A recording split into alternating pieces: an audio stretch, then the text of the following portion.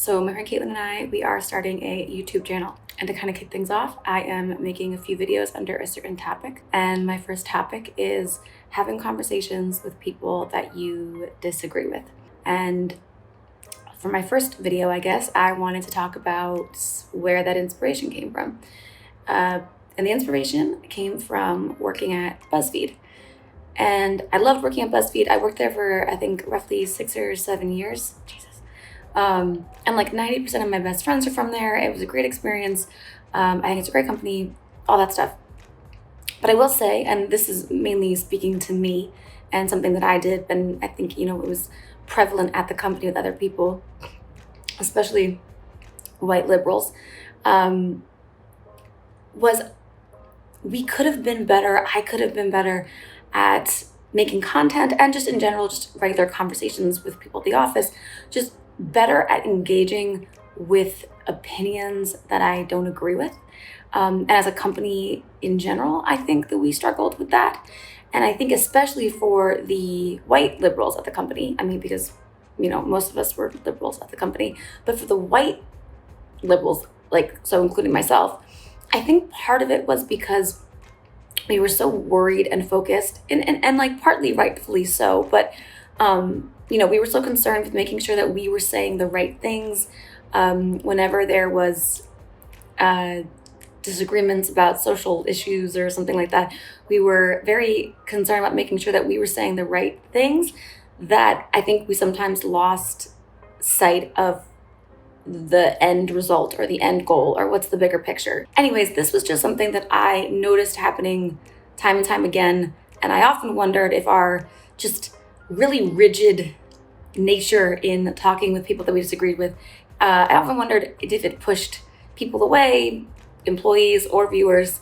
And I just kind of started realizing it was something that I wanted to get better at and gauging when to get better at it. Because once again, this is not the answer all the time. There's plenty of opportunities. There's plenty of examples of when you shouldn't engage with somebody that you don't agree with, or there's plenty of examples of where that isn't going to really help solve the problem. But with all that said, I think there was a lot of room for improvement. In fact, actually, my best friend Daysha and I, she also used to work at BuzzFeed. We were talking about this in a larger video interview thing that I'll be releasing at another date. But we were talking about this, and there's a clip from that I'm actually going to show right now because it really touches on this exact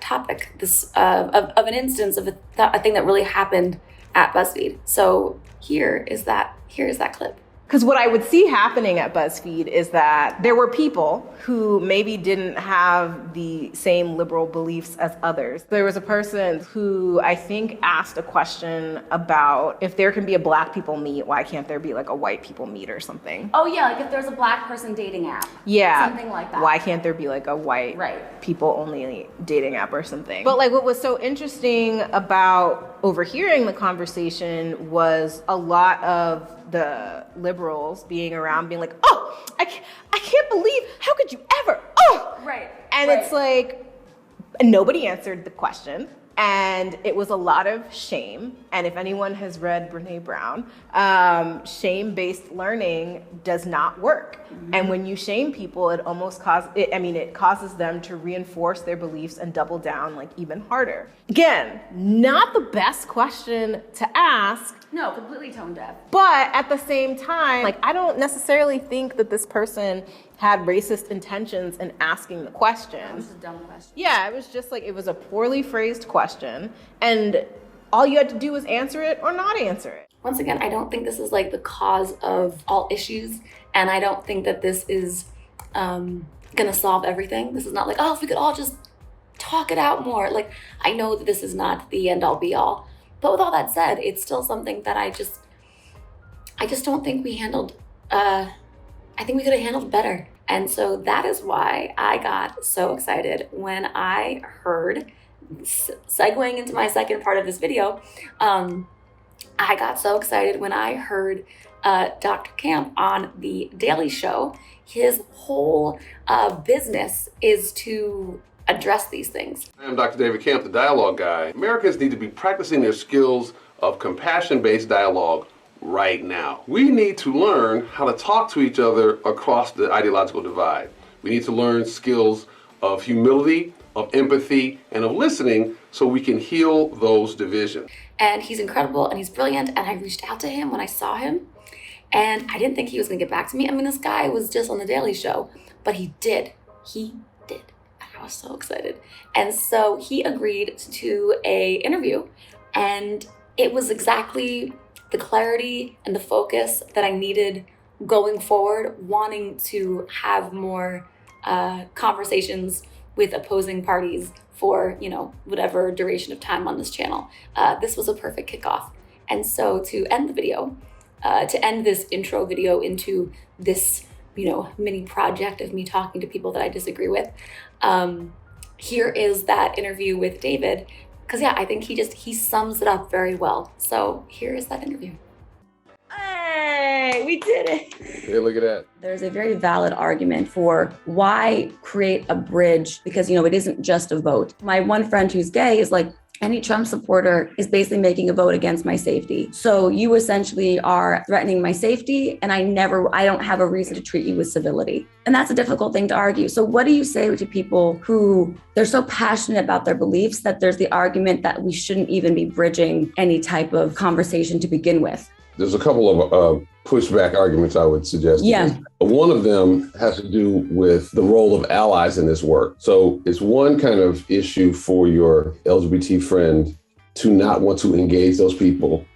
But if you're not an LGBT person, right, and you're an ally, that's a separate question, because then your survival is not on the line as you engage these people. One could argue that the privilege of not being a victim of that oppression gives people a certain advantage if they're willing to use it, if they're willing to resist the tendency to be hyper-reactive, condescending, and to, some have argued, to borrow the outrage from other people in a way that actually is not in service of the freedom of those people, right?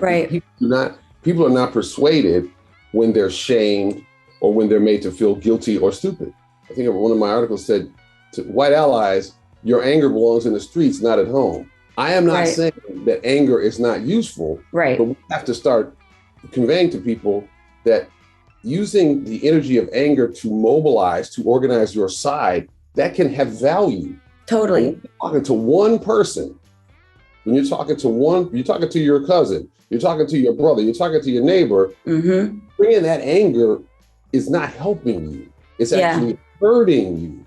I actually had recently a conversation with this guy who's a big Trump supporter, and we found some bridges a little bit in just terms of things we had in common, and we were successful in creating some type of seeing humanity in each other, right? But I didn't leave. The interview didn't end with like a rainbow where he went, you know what, I see what you mean now and everything, and you've really, it didn't. I felt a little deflated. Not to say that that's the only reason why I did it, but it can be hard to gauge a sense of progress, or what's the point? It's hard to know what you're looking for in the beginning when engaging in those conversations. I would say to that if persuasion is water, you're trying to go for erosion as opposed to a tsunami, right? Oh, that's good. Remember that song? I don't know if you're old enough. Remember that song, Things That Make You Go, Yeah. You're trying to go for that. You're not trying to go for, oh my God, you have delivered to me the wisdom from the gods. You're trying to go, I never thought about it like that. And if you can get that, more on my mind is what we're headed for. That we are potentially headed for a cataclysmic problem. We're neither doing the things politically to make that not happen, and we're not doing the things culturally to make that not as cataclysmic as it needs to. We're going to be incentivized to see each other as enemies. Now is the time for people who run values-based organizations like churches to spread these tools of compassion-based dialogue so that when the stuff hits the fan, at least people have some practice in seeing the people who look on the other side of issues as not a complete enemy. I would commend to you, immerse yourself in the work of Jonathan Haidt, H-A-I-D-T, the guy that wrote The Righteous Mind. Okay. What you want to look at is his moral foundations theory. There's 5 basic dimensions of morality almost globally. And part of what happens between conservatives and liberals is conservatives tend to emphasize 2 of them, the issue of caring and the issue of fairness, whereas, progressives tend to emphasize those 2. Progressive and fairness. Whereas conservatives emphasize all 5, but a lot on 3, which are different than the other 2, which then they emphasize authority, loyalty, and purity. Oh, yes. I saw a TED Talk on this briefly where like you can speak to one better if you re-narrate something, tapping more into those morals. Yeah. Right. Okay. So right.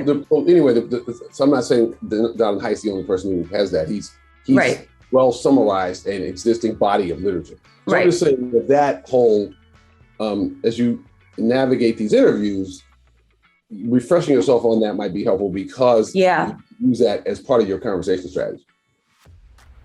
All right, so there you have it. And yes, I am wearing a new hat and a new shirt. That is because I'm editing this and I realized I did not make an outro. So here's my outro. What's my outro? Okay, this is a complicated topic. I'm interested to hear what you think about this. And I also want to mention that an extended cut of this interview with David will be also released. And there are more conversations that Daysha and I have around this topic and kind of adjacent topics, and that will be coming out as well. This is a complicated topic and I'm interested to hear what you guys think, so let me know in the comments below.